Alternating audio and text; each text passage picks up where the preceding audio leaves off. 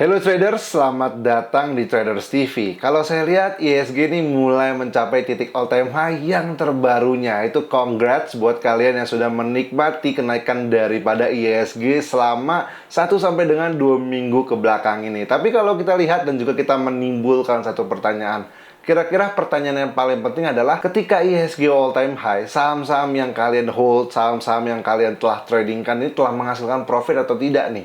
Dan kalau misalkan kalian bingung saham-saham apa saja yang masih menarik, kalian harus stay tune terus di video kali ini. Kenapa? Karena kita akan bahas kira-kira 1 sampai 2 minggu ke depan saham-saham yang masih menarik untuk ditradingkan nih ada apa aja. Stay tune terus karena kita akan langsung masuk ke dalam chart.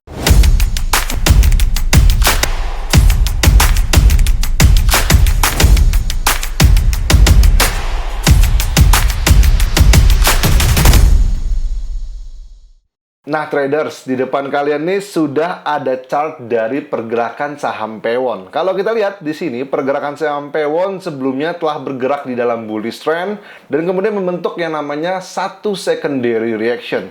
Dan ketika membentuk satu secondary reaction di sini atau pergerakan koreksi daripada saham Pewon, kita bisa melihat Pewon ini membentuk pola yang disebut sebagai descending broadening wedge atau pola yang akan melanjutkan pergerakan arah harga untuk mengarah ke atas. Nah, maka dari situ kita akan melihat selama pola descending broadening wedge ini belum di break ke atas, maka polanya belum valid. Nah, sebenarnya kalau kita melihat di zoom in lebih dalam, kita melihat adanya pembentukan pola yang disebut sebagai W pattern. Nah, maka dari situ W pattern inilah yang akan kita gunakan untuk entry terlebih dahulu sebelum terjadinya breakout dari descending broadening wedge-nya. Di sini ada satu area neckline ya.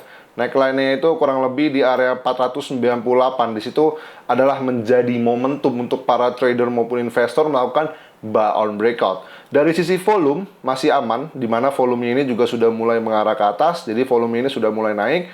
Dan kemudian dari sisi stochastic-nya ini juga cukup menarik. Kenapa menariknya? Karena stochastic-nya ini membentuk yang disebut sebagai pointing up ya.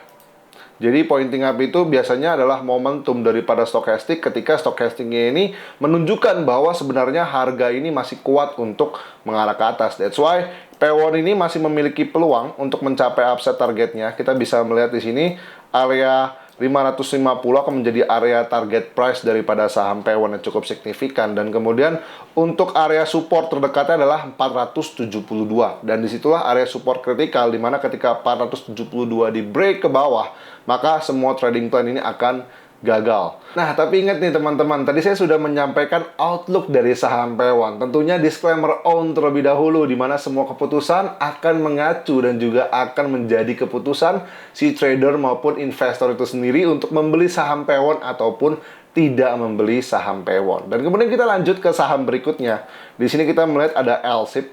Ya, LSIP ini cukup menarik, di mana ketika kita melihat LSIP ini kemarin ditutup di area 1470 yang menunjukkan sebenarnya pola bullish pennant pattern yang terbentuk di LSIP ini sudah di breakdown untuk ke atas. Nah, jadi kalau kita melihat memang secara garis besar pola bullish pennant pattern ini tidak terlalu valid, di mana ini membentuk yang disebut sebagai symmetrical triangle. Nah, biasa symmetrical triangle pattern ini terbentuk ketika memang market sedang bergerak sideways. Tapi kalau kita lihat pembentukan symmetrical ini di break ke atas, maka target price terdekat untuk LSIP adalah di area 1570. Nah, kalau kita menggabungkannya dengan penarikan Fibonacci, kita bisa lihat di sini area 2618-nya kita aktifkan terlebih dahulu, yaitu di area 1645.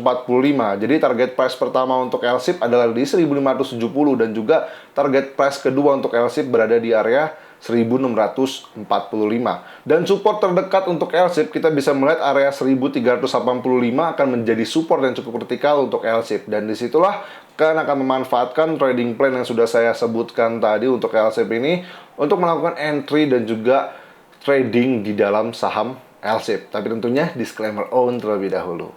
Dan kemudian kita bahas lagi untuk saham yang cukup menarik pergerakannya. Jadi saham ini biasa disukai ketika scalper mulai masuk ke pasar. Kenapa? Karena saham MPPA atau Matahari Putra Prima ini sangat-sangat volatile. Kalau kita lihat pergerakan satu candlestick aja 5%. Ada juga satu candlestick padahal kecil seperti ini itu 24%. Nah, ini candlestick yang kecil yang 24% atau auto reject atas ya, hampir auto reject atas.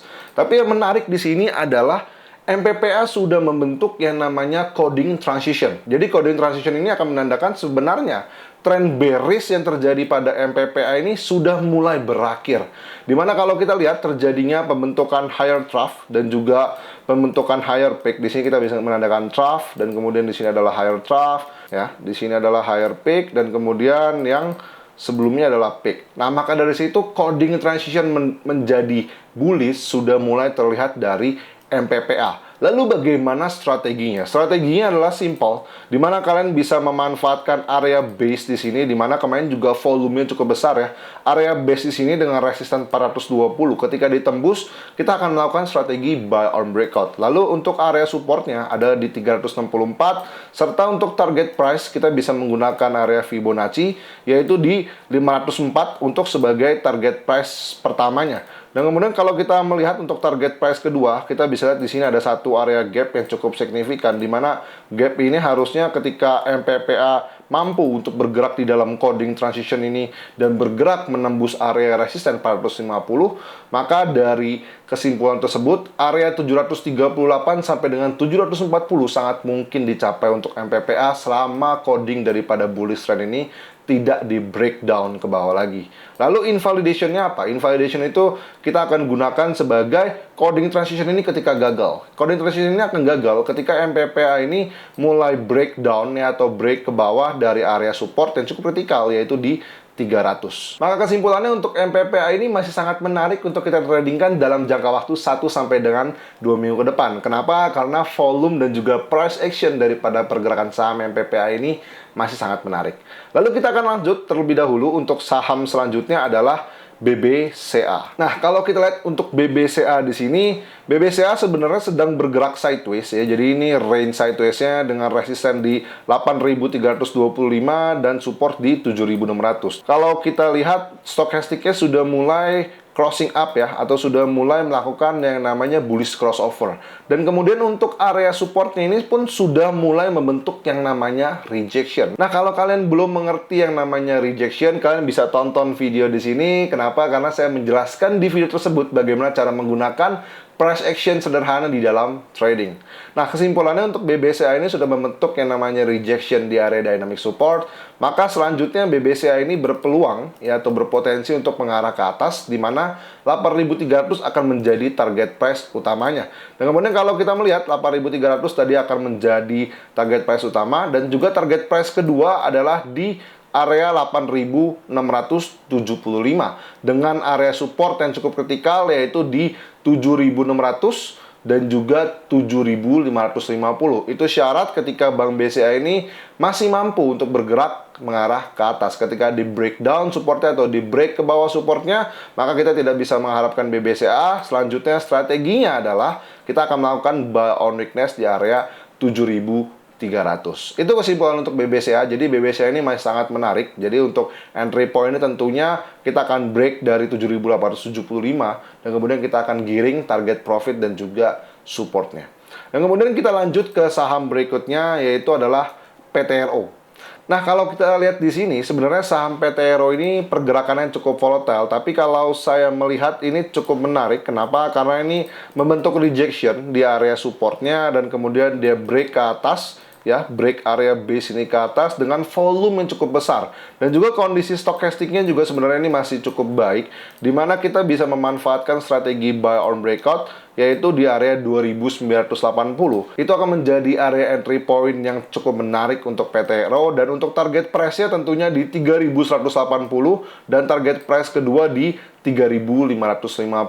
Area support kritikal untuk PTRO adalah 2.580. So, kesimpulannya untuk PTRO ini masih sangat menarik asalkan support di area 2.580 ini tidak di breakdown mengarah ke bawah. Maka dari situ kesimpulannya untuk PTRO masih sangat bisa untuk menguat mengarah ke atas. Nah, traders, tadi saya sudah sampaikan outlook dan juga forecasting serta analisis dari pendapat saya pribadi terhadap pergerakan saham-saham yang memang masih menarik untuk kita tradingkan dalam jangka waktu 1-2 minggu ke depan. Tentunya disclaimer on terlebih dahulu teman-teman, semua keputusan dan juga semua perlakuan di dalam trading itu merupakan keputusan yang ada di tangan trader maupun investor itu sendiri. Video ini bukan bersifat untuk memberikan rekomendasi sinyal, video ini hanya bersifat untuk memberikan edukasi dan juga memberikan pembelajaran bagaimana cara melakukan forecasting terhadap saham-saham yang akan kita tradingkan dalam jangka waktu 1-2 minggu ke depan. Nah, jika video ini bermanfaat, tentunya jangan lupa untuk klik tombol subscribe di bawah sini, serta klik tombol like, dan jangan lupa untuk share kepada teman-teman semuanya. Nah, kalau teman-teman mau diskusi lebih lanjut dengan saya tentunya dan juga teman-teman yang lain, kalian bisa join Discord kita di bawah sini, udah ada linknya, dan kemudian kita akan lanjut diskusi di sana. So, teman-teman, thank you banget yang sudah nonton video ini sampai habis. Kita akan ketemu lagi di video-video berikutnya. Stay tune terus, karena kita akan terus memberikan edukasi dan juga insight di dalam trading maupun investasi. Bye-bye!